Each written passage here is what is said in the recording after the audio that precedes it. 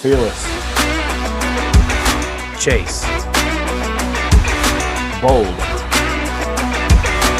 Following. Courageous. Search. I'm Aaron. And I'm Marshall. And this is Undaunted Pursuit.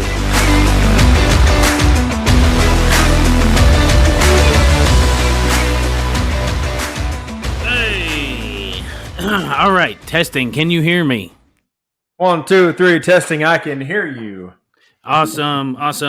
Hey, everything come out okay? Hey, yeah, I'm good. Good. Oh, shoot, man. Well, yeah, busy. I forgot. So we had it warmed up a little bit today. I forgot I had the heater on, and I think one of the episodes I talked about this heater that I have in here doesn't cycle on and off through. Oh. You can't just set the temperature and forget about it. It just runs. So it is hotter than blazes in here. I almost thought about leaving the door open, but it's so dang windy out there that I can hear doors slamming and things that the kids have left open just flapping in the wind and everything. So, anyway, the house is actually finally, after getting that table and our bed frame out, is finally looking a bit bare. Good deal. That's where you want it to be. Right? Get her looking better. So, anyway, getting closer. And then once we get settled in down there in Arkansas, that we'll try and, I don't know, maybe, I think I talked about it. Oh, man, when did I talk about it? Anyway, one of the episodes about maybe having to podcast out of the car for a little while. The van is going to be the new podcast studio for a while until we'll see how that works out. But we need like a middle meeting place that we're so close to being able to meet in person to do these things. It's not going to be long. Not going to be long now. My Toyota 4Runner in the very back, it's got a 120 plug. But it has to be the vehicle has to be running in order for it to work. But I'd have to look at the limitations on that. But it might work. You never know. Yeah. Well, and to be real honest with you, this might be our last. So this one will come out. This episode will drop on Monday, the 6th, and so we may not have one. We may not be able to do a podcast next week just because, or however it works out. Maybe I can stack a couple. Maybe I can do another one. But either way, we may or may not have a podcast next week. But, so we'll see how that works out. Got a lot going on. Oh, yeah. I know it. Okay, hey, hold on. I forgot to welcome everybody to Undaunted Pursuit podcast. We're glad you guys are joining us. So welcome back, y'all. We got that out of the way.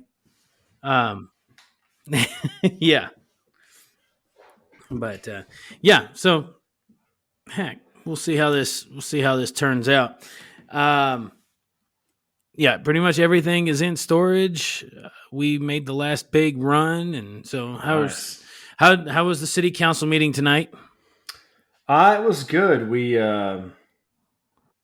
voted to hire somebody on, a new employee, and we moved somebody into another position and voted against some stuff. And just trying to keep this bad boy running around here. Heck yeah, gotta love politicking. Oh, politicking for sure. Yeah.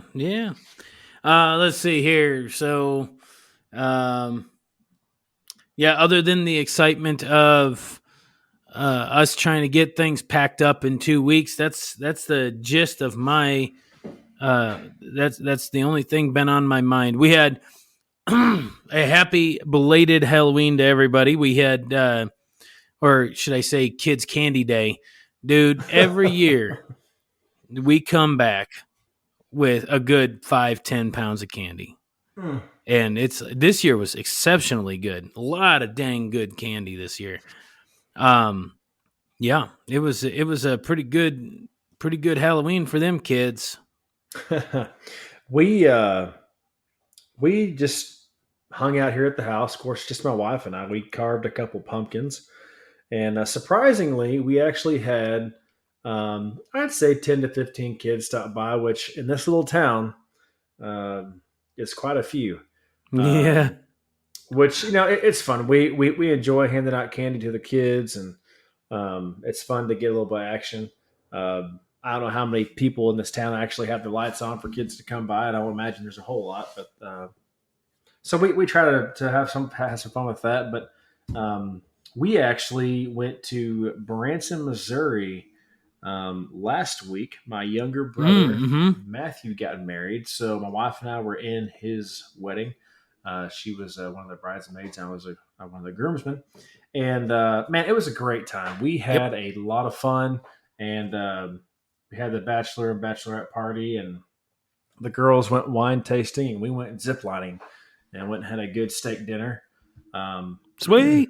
yeah, we ziplined over Taneycomo, so that was fun. Um, but it was a good time. We enjoyed ourselves, saw the family, caught up on some lost time, and celebrated a great couple. It was a sweet little wedding, about 40, 50 people roughly. But it was really intimate. It was really nice. We had a really good time, so it was fun, and it gave us some time to get away and have like a little mini Good. vacation. But yeah, it was good stuff. Sweet. Yep. It looked pretty nice from the pictures that I saw. So it looked like it was a nice little Hmm. setup and Yeah. yep. But well, good deal. Good deal. I'm glad you guys got home safe and sound. And now here we are in Luke chapter 23. We're 2 chapters away from finishing this out. So Hmm. um, yeah. We're getting into the trial of Jesus, and of course, Hmm. like we said before, it's not fun to talk about, but it's we know what the end game is, and that's worth celebrating too. So, Yep. you want to get into it? Let's do it. Let's go. Yeah. So where we left off the last time, Marshall, was that Jesus had just been brought before the Sanhedrin, and of course now they've mocked him, they've spit on him, they've beat Yep. him, and now they're bringing him before Pontius Pilate. And that's Yeah. where chapter 23 picks up. Is here the whole assembly brought him up before Pilate. So they Hmm. bring him to Pilate, and they're explaining to Pilate. They're bringing their accusations to him, and a lot of it has to do with blasphemy and everything like that. So Pilate's looking at Jesus like and at this time you can imagine that Jesus is he's bloody. He really doesn't look like much of a threat for that matter to Pilate. So he's looking at him, and he's not really concerned about blasphemy. Okay. Oh, and then backing up, did you know that the Jewish leaders the Roman government did not allow the Jewish leaders of the time to execute someone? So that's why this assembly had to be. That's why Jesus had to be brought before this Roman governor. Or yeah, was he? Yeah, he was. Hold on, let me. Either way, Pilate. He would be the governor, right? Because then Let's see. yeah, he was a Roman governor over the whole region of Judea. Gotcha. Yeah, and I mean, Because we're going to see later Pilate. on, he brings them to Herod. Yeah, I was gonna say, as we get to Go ahead. reading, you're gonna see that um, Pilate and Herod, neither one of them ended up finding any basis for charge. They both didn't find him guilty for anything, and that's something we'll read as we get into this. Um, which I find that to be interesting. I find that to be interesting, and because it ends up as we get further into this. As Jesus is before Pontius Pilate and before Herod, it's the people, it's the crowds that are cheering and Mm-hmm. yelling and whatnot to kill him, that want him crucified. Pilate and Herod were like, I don't find him guilty. Like, this guy didn't do anything, and not that we can see. Um, so it's Yeah. pretty interesting as we get into this. Well, it's funny that these Roman leaders, uh, they're not stupid people. No. And they can see that these accusations were so bizarre, Mm-hmm. because look at in verse 2 that he says that we found this man misleading and perverting our nation and forbidding us to pay taxes to Caesar. Mm-hmm. Everybody knew that wasn't true. Well, yeah, that's how I He was gonna. never said that. Yeah, because he And- said it at some point. He said, give to Caesar what is Caesar's, give to God what is God's. So he never, when these people were saying that he yeah, opposes payment taxes to Caesar, I'm like, that's not true. Like, he did not. He said the exact opposite. right. Yeah, and so what's funny is that not funny, but um, these guys, these Roman governors, both Pontius Pilate and Herod, they're so concerned with they're more concerned about their ultimately in the end. You will see that they're more concerned with their political. Uh, uh, what they look like politically, how they appear to the people, and rather than being fair and just. We're going Yeah, to see they're that later on down the road. they're worried about that, but they're also worried about um, an outbreak happening because of the amount of Jews and stuff that are Yeah. around. They don't want, because as we get into it, it's during the time of Passover, so they don't want to cause rioting and cause a big commotion and a big issue. Because Jesus has a lot of followers at this point, and so if they start doing all this, there's going to Mm-hmm. be a lot of issues going on, a lot of big problems, and Caesar told him, told Pilate and them, hey, don't let this happen. He warned them, don't do Yeah. this. Kind Yeah. of. So when looking at Jesus in the, go ahead. No, I'd say we're kind of jumping around a little bit here, guys. That's okay. Yeah, we're gonna do that a lot, but it's seeing Jesus in the condition that he was in, Pilate's like, he's not a threat to him. These guys are. I'm not really concerned with their accusations. So so the Jews, these Jewish leaders, get really angry, Mhm. and they're trying to throw out these accusations that are going to cause Pilate to do something about it. What's going to pose the biggest threat? Mhm. Oh, Jesus is claiming to be king. What are you going to do about it, Pilate? And he's like, "Are you?" He asked Jesus, "Are you king?" And and Jesus says, "Yeah, it is just as you say." He pretty much simply answers it, just like he did earlier in Luke, that we talked about earlier, and when he answers the Pharisees. Mhm. Yeah.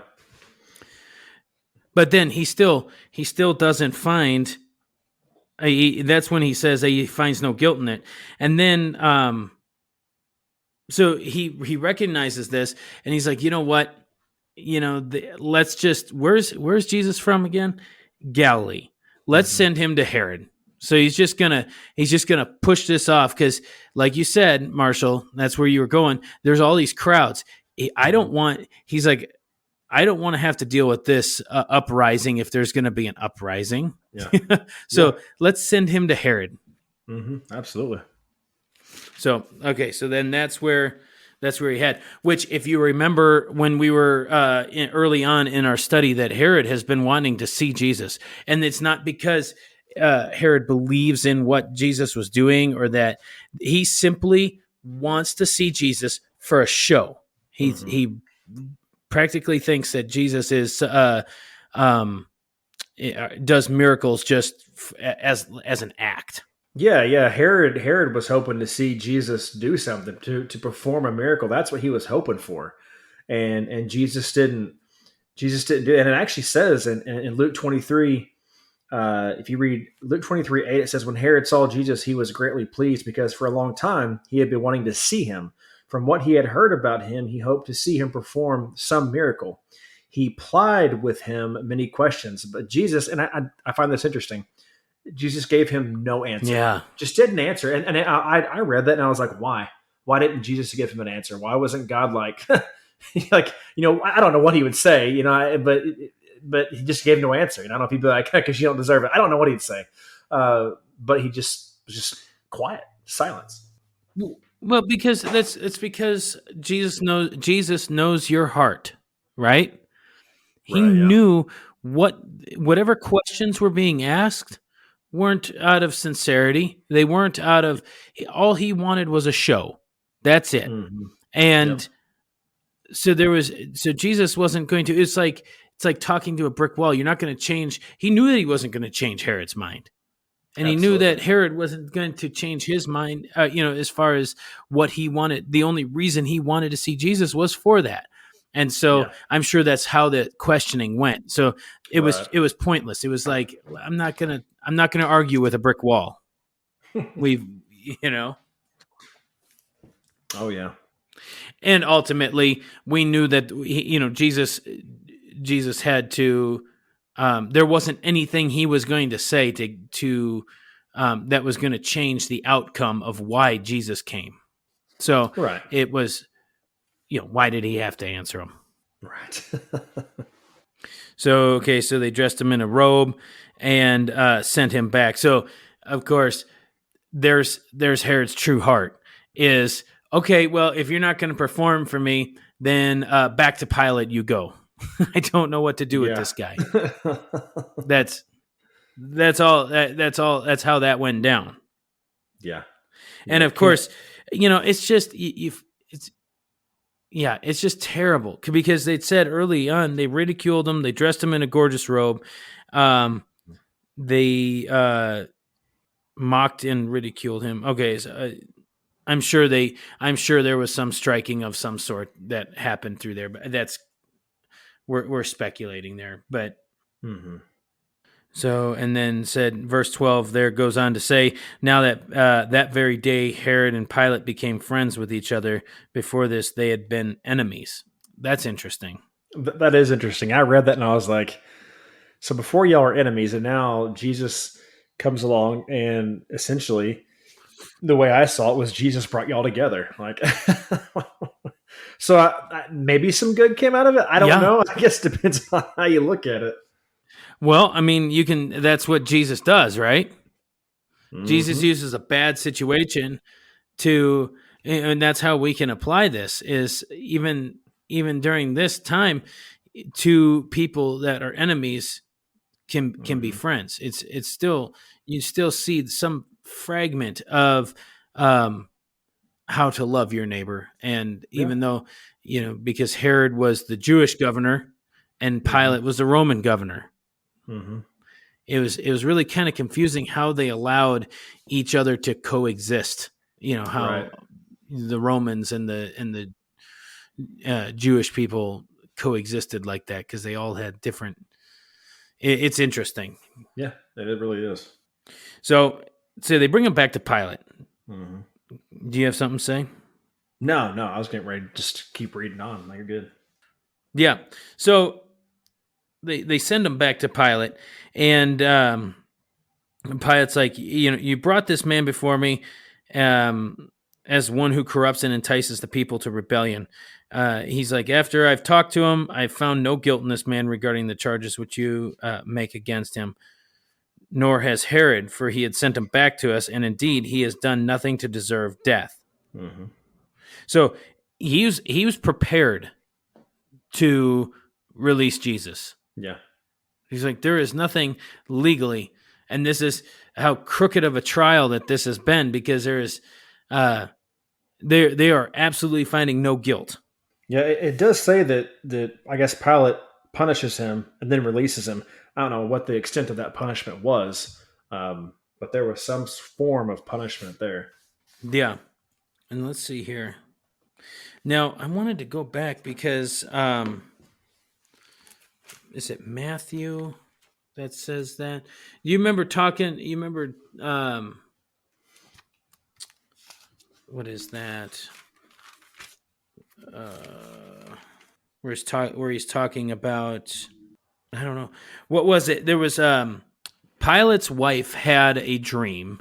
I can't remember which gospel it talks about this, but Pilate's wife had a dream and begged Pilate not to. That's why Pilate is trying Yeah. to um, I remember. I release remember him. that. Do I you don't remember remember that? where it was. I do. Man, I can't remember that for the life of me. Let's see here. Jesus Pilate. I can't remember. I can't remember where it's at because okay, so yeah, it's in John Okay. Yeah. Yeah. chapter 18. Yeah. Yeah. He disregards the good advice of his wife. Um. Yeah. Mm, Yeah. Chapter 18, starting in verse 28, Pilate came to them. What is the accusation you bring against this man? They answered, if he were not a criminal, he would not have been handed him over to you for judgment. Then Pilate said, take him for yourselves and judge him according to your own law. And we're not permitted to put anyone to death. And this was to fulfill the word which Jesus had spoken to indicate by what manner of death he was going to die. So Pilate went to the Praetorium again and called Jesus, asked, are you the king of the Jews? Um, Jesus, re- Jesus replied, are you saying this on your own initiative, or did others tell you about me? Pilate says to him, I'm not a Jew, am I? Your own people and their chief priests handed you over to me. What have you done that is worthy of death? And then this is where Jesus tells him. So this is where we get, um, at least we get this line of questioning out of John between Pilate and Jesus here. And he says, my kingdom is not of this world, nor does it have an origin in this world. If my kingdom were of mm-hmm. this world, my servants would be fighting hard to keep me from being handed over to the Jews. But as it is, my kingdom is not of this world. So he says, then you are a king. And you said, you say correctly that I am king. Mm-hmm. Oh, man, maybe it's not even in that, is it?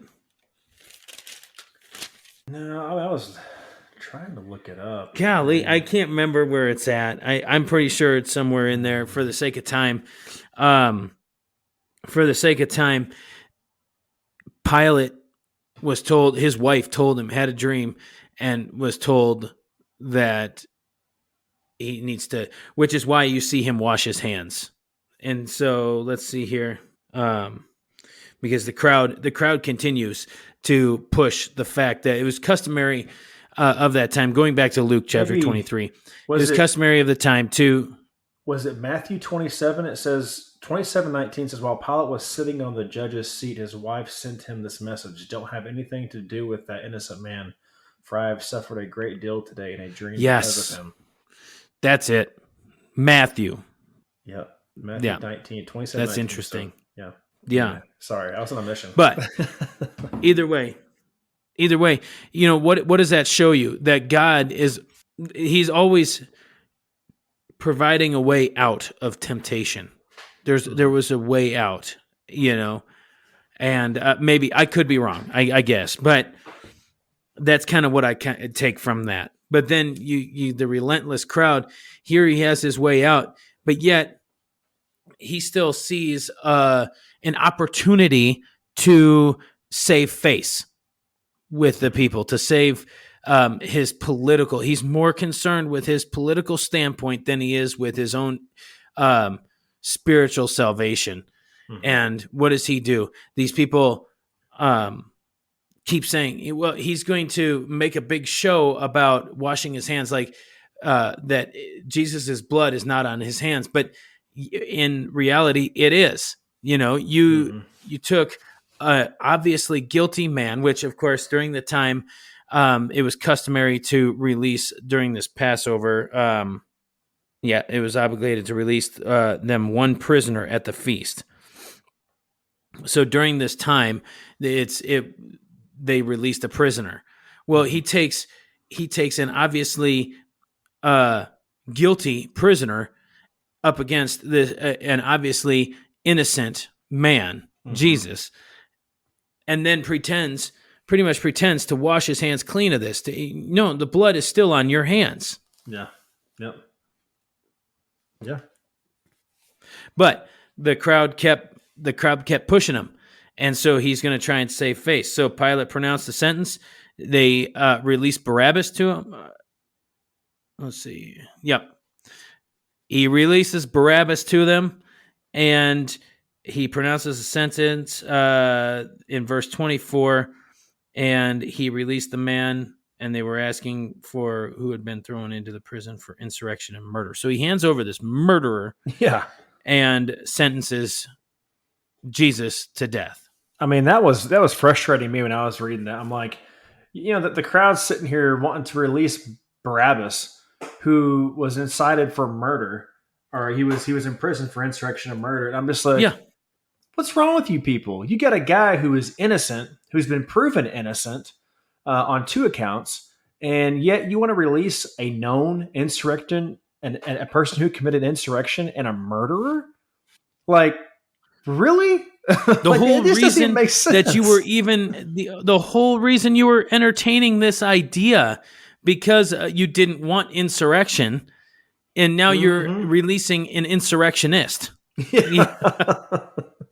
Like, calling the kettle black. I mean, come on, guys. Where's the common sense here? I don't know. It just kind of made my blood boil a little bit. And I've read that a million times growing up, but just when I was reading it last night, I'm just like, golly, what's wrong with you people? Yeah. But then again, on the other hand, you sit and you think as you read through this story, if not them, then who else? Because it had to happen this way. It was prophesied long ago that this is what Jesus came to this earth in the flesh to do for our sins. There is a blood penalty for our sins, and thank the Lord that He took it on.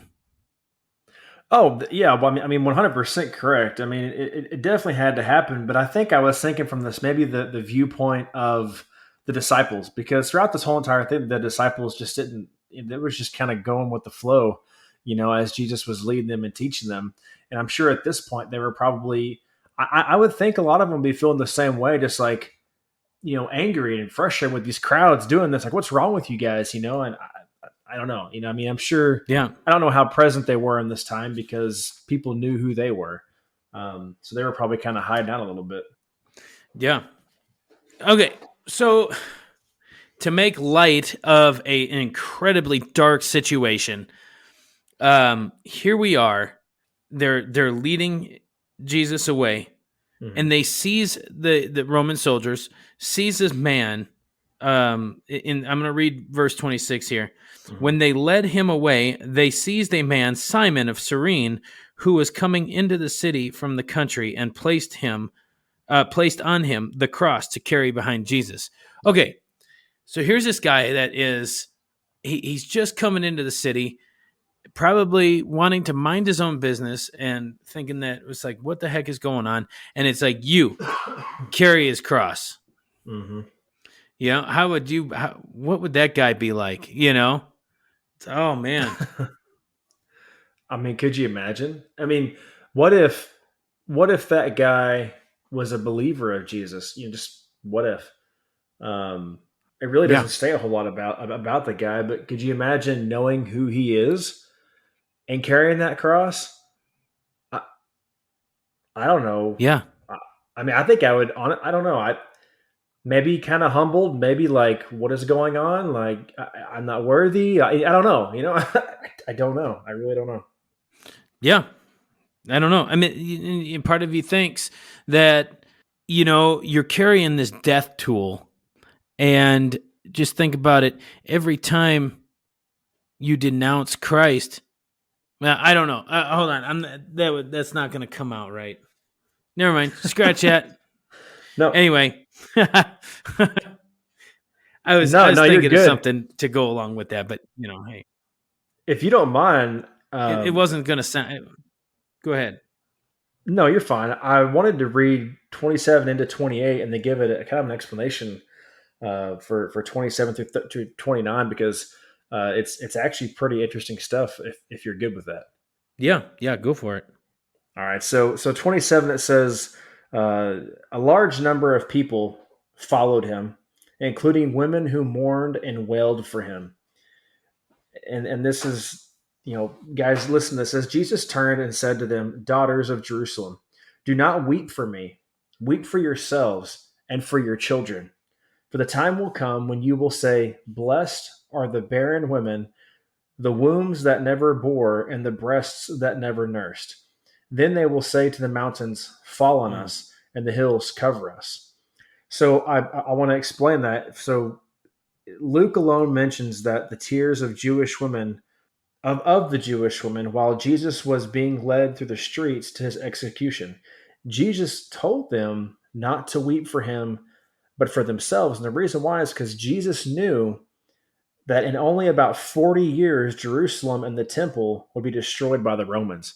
So Jesus was, um, Jesus knew it was coming. The bad things that were to come. So in a Yeah. way, he was kind of prophesying there. But and I was reading that last time. That was pretty interesting. Mm-hmm. Yeah. And yeah, that is interesting. Sorry. I keep hearing that wind is just going nuts tonight.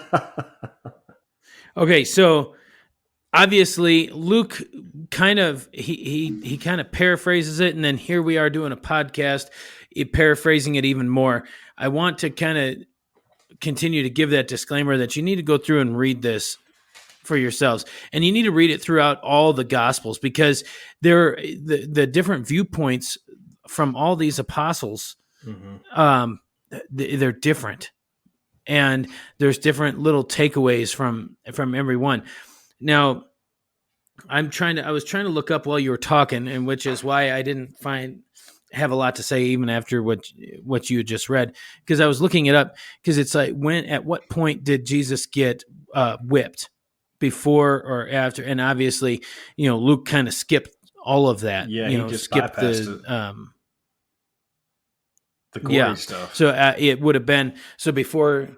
Yeah, as part of the execution, they made they would whip you with a cat of nine tails. It was a whip with shards of glass and metal and bone and tied into the end of it, that it would rip flesh off of, when every time it would dig in when it hit your back or wherever they were whipping, and would just rip chunks of meat. So I wonder if you go back to Luke 23, 16, where Pilate says, "Therefore I will punish him and then release him." I wonder if in that moment, if that punishment, I wonder if that was part of that punishment when he was whipped and all that kind of stuff. I wonder if that's when that happened. Did it happen in Pilate's hands? No. It would have been a Roman thing. Yeah. Oh, okay. Okay. It was part of the Roman execution. And then, mockingly, because they called him, because he is the King of Kings. Mm-hmm. Mockingly, they made him a crown of thorns too, which is not stated here in Luke, but they fashioned out a crown of thorns and placed it on his head, or it mashed it down on his head, actually, to make it even more painful. And all the pictures that we see, you ever gotten stuck with a stinking locust thorn? I mean, because that's what it looked like it was made out of, was locust thorns. I've been stuck. They hurt.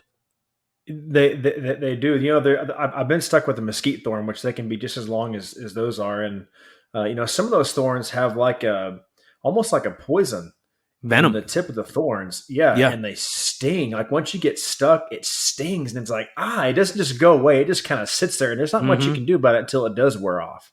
It's miserable. Yeah. Yeah.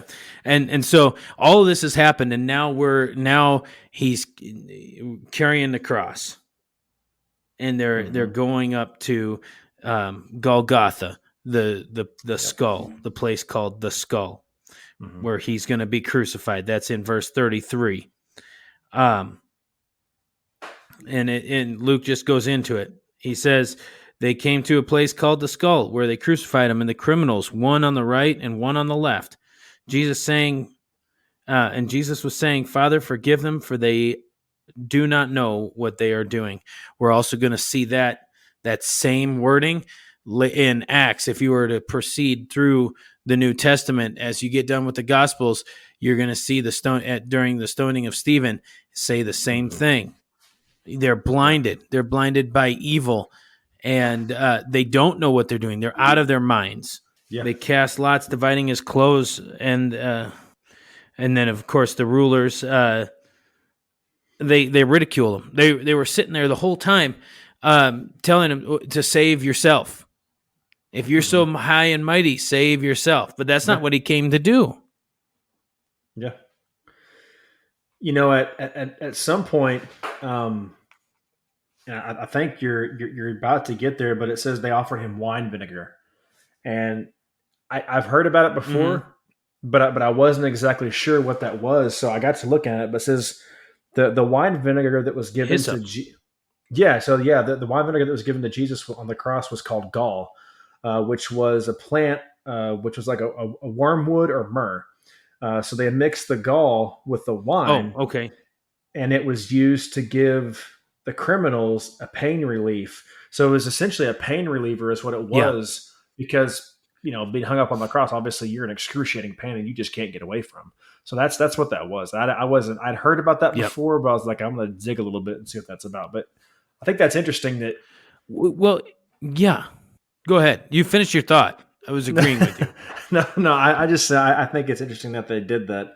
Because like you said, they're sitting there mocking him and saying all these things, but yet they have the tiny bit of mercy, I guess you can say, to give these criminals. Well, Jesus wasn't a criminal, but in typical history of them doing, they give the criminals the that mixture to give them some sort of a pain relief. And I'm like, honestly, I wouldn't think they would care.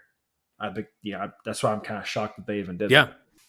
I was too, because you always heard that it was vinegar, and growing up as a kid, hearing these stories, as a kid, you're like, oh man, they gave him vinegar. So not only was it bad enough that you spit on him, that you beat him, that you nailed him to a cross, that you whipped his back, that you put a crown of thorns, and now you're going to try and make him drink vinegar while he's dying on the Yeah, cross. yeah. You I thought as a kid, until I grew up and we really started digging into God's word, that it was just another form of mockery or punishment, is what you always thought it was. And then it's like, Hmm. oh well, it was actually supposed to be some sort of pain reliever. Hmm. And then again, maybe it was some sort of pain reliever. Maybe there was a hidden agenda there, that it's like, oh, let's relieve your pain so that you die slower. Or Right, maybe it was, maybe there wasn't any type of mercy with it, or maybe it was just that to make them die slower. Who knows? right. To relieve the pain so you can endure it longer and suffer more. Yeah, so more suffering. Hmm. And so here's what the Jesus is going through all of this, and for a guy that had probably maybe not even maybe heard just whispers of what Jesus had been doing the past 3 years. Here's a criminal on one of his sides, and you got one criminal saying, well, mocking him along with the rest of the others, but then the other criminal on the other side, he says, do you not fear God, since you're under the same sentence of condemnation? And he says, he pretty much says, Jesus, remember me when you come into your kingdom. Hmm. Ain't that something? He Grace. recognizes Jesus as the Messiah while they are all sitting there nailed to a cross. And he recognizes Jesus as that Jesus is the Messiah. Yeah, it's pretty amazing. And what I find even more amazing than that is the grace that Jesus had for that criminal, because the man recognized who he was. The respect that criminal had for Jesus was amazing in that moment. But the grace that Jesus had for him, the love that Jesus had for him, and what I love about this is clearly this guy, I don't know that maybe he was a Christian. I wouldn't think that he was, but there wasn't like this official accepting Jesus into as your personal Lord and Savior into your heart. There was no Mm-mm. baptism for this man. It was raw, in the midst of all the junk being hung, being killed. And he says that to Jesus, and Jesus turns over to him and says, I tell you the truth, today you will be with me in paradise. I'm just like, if that doesn't give you chills and show how Yep. loving and graceful God Jesus is, I don't know what does. He meets you right where you're at, just like he's done throughout his whole ministry, just like he did with Zacchaeus, just like he did with the woman at the well, just like he's doing right now, hanging on the cross, being right where you're at. Doesn't matter. Jesus, he said, and then did he say that you had to be baptized? No, you do that as a profession of faith. But this guy immediately recognized Jesus as the Messiah, and you will be with me in paradise. Yeah. Heck yeah, paradise. Mm. I love it. I don't know. I just yeah, it's good. It's a breath of fresh air in the midst of all that turmoil. You know. Yeah, yep. And then here's the thing: this was quite when Jesus died on the cross. It was quite the show. It was quite the spectacle. Oh yeah. Not that I would have wanted to see it, but the things that transpired when Jesus died on the cross, Luke doesn't even touch what happened. The veil. So the Holy of Holies would have been a big tapestry of sorts that was. Hmm. It would have been impossible for any natural disaster, anything to tear that veil in half from top to bottom, Oh yeah. unless it was God. So there Yeah. is so that and that thing ripping the way it did was because it is finished. That's when he says, or he cries out, Father, into your hands I commit my spirit. And having said Hmm. this, he breathed his last breath. Once that's done, he's taken all the sin upon himself, and the veil to the Holy of Holies is ripped open, new covenant, and now we can all come to God because Jesus paid that price. There Hmm. was no mediate. Jesus is the mediator, Yeah. And you and know what? so that's the significance of that veil ripping.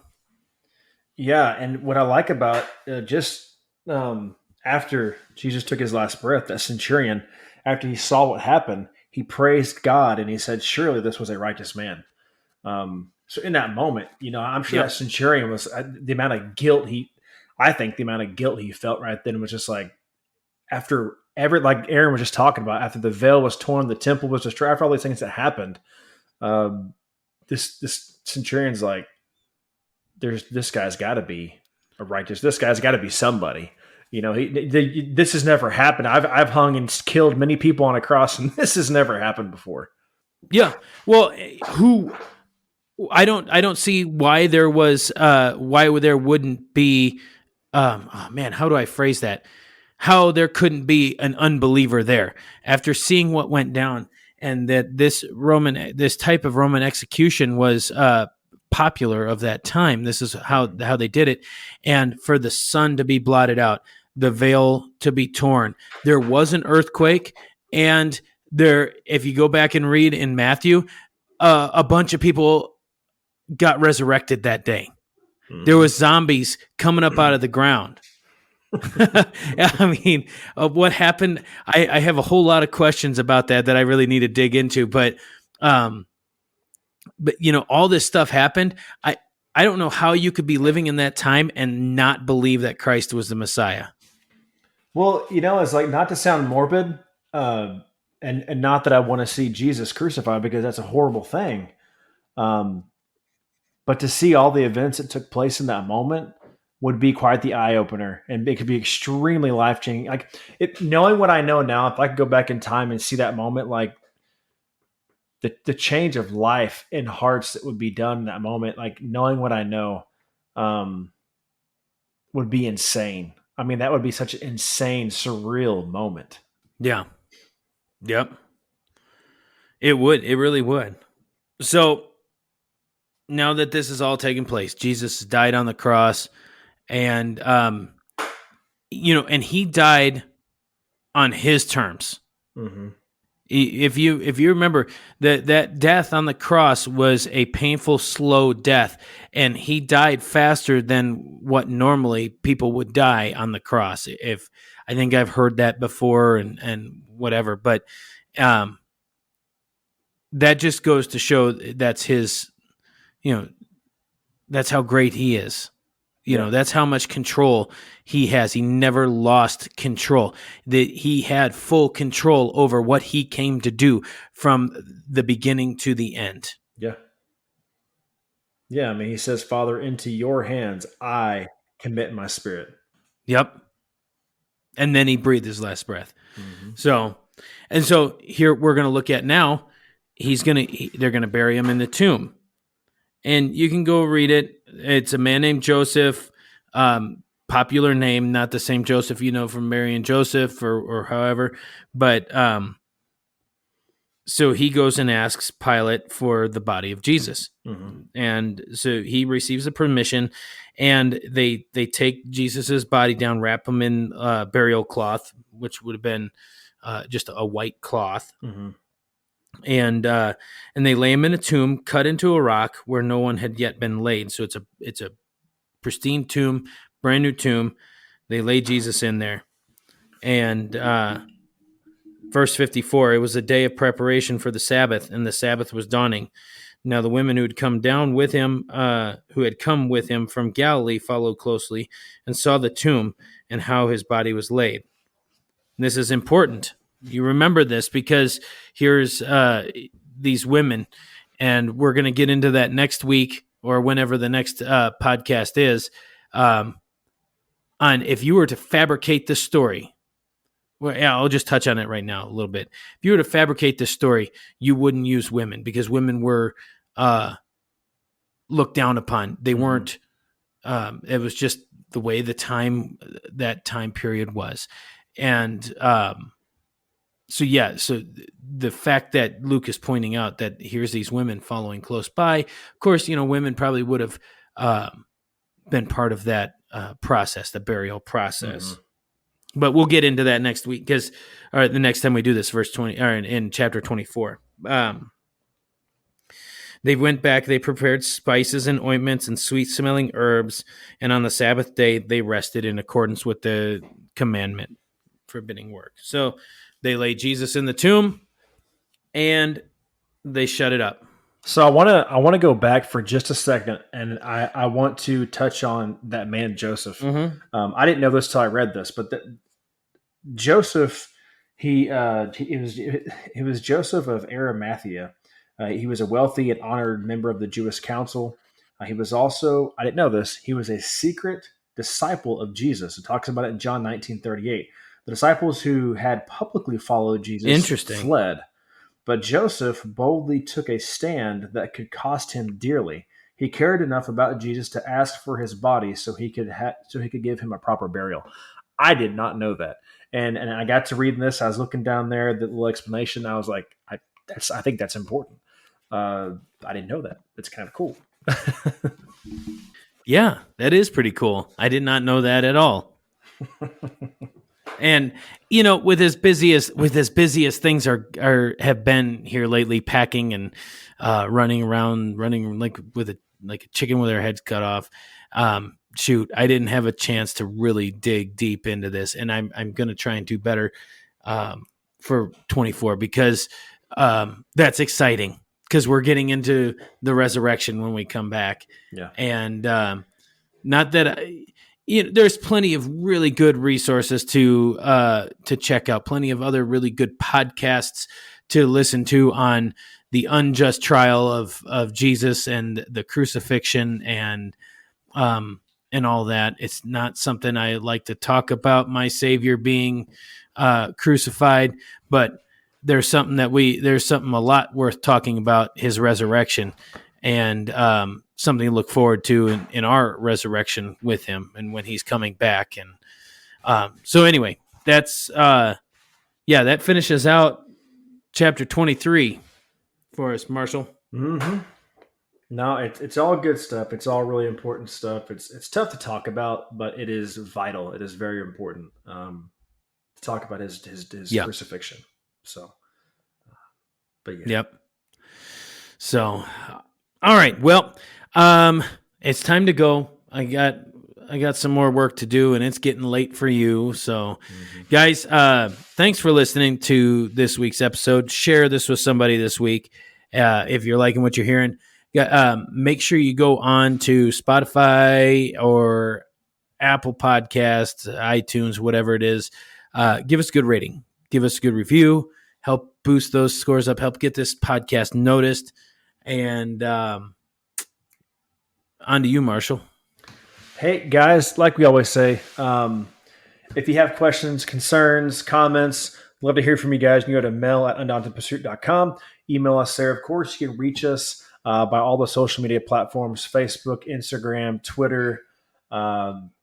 Maybe I'm missing one. I don't know. YouTube, guys, you can listen to us on YouTube. We don't have any video up there, but there is audio, just like you hear on the podcast. Look, we love to hear from you guys. Love to get your messages, comments. And we just appreciate you guys very much for listening to us, giving us the time of day. And more importantly, don't ever forget to share, like, follow, subscribe.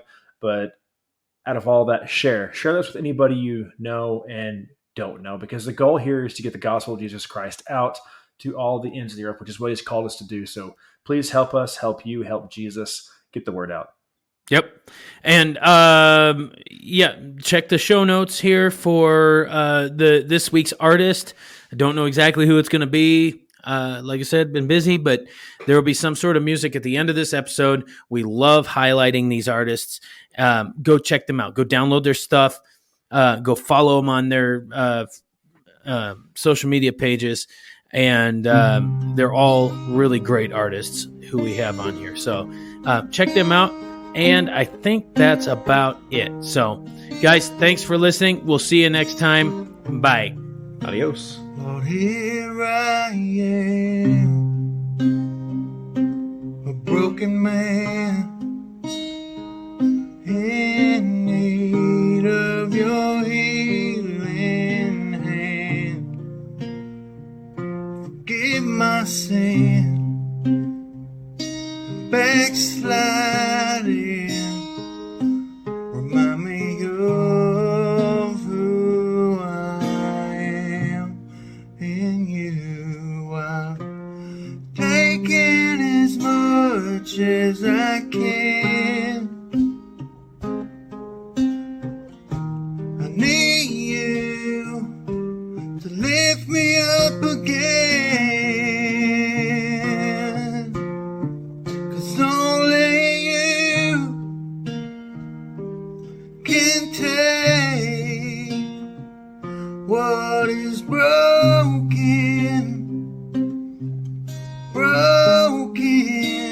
and make it new. When it feels this hopeless,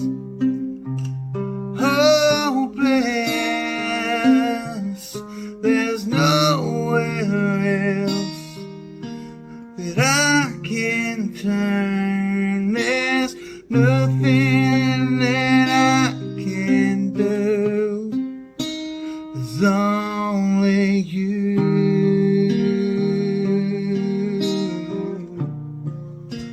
There's only you.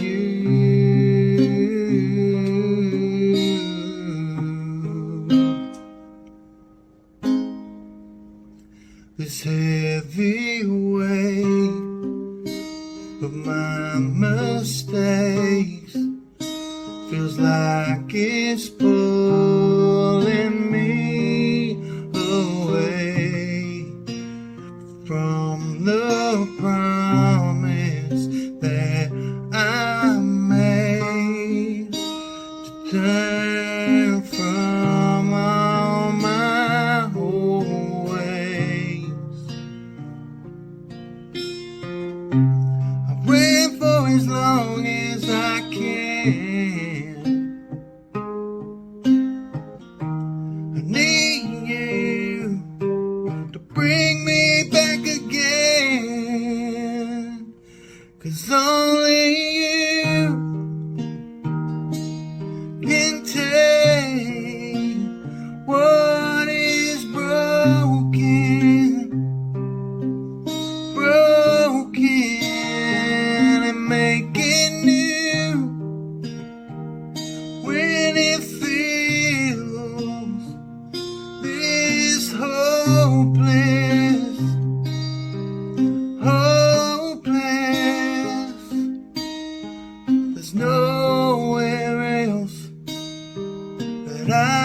can turn.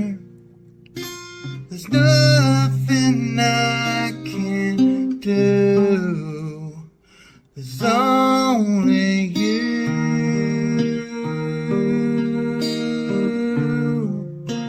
There's only you.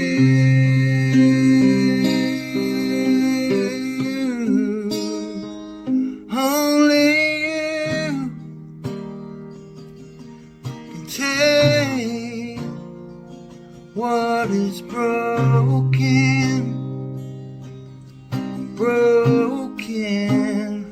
and make it new.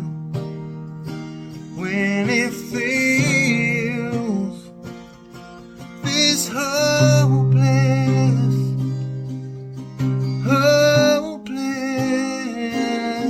there's nowhere else that I can turn. There's nothing I can do. There's only you.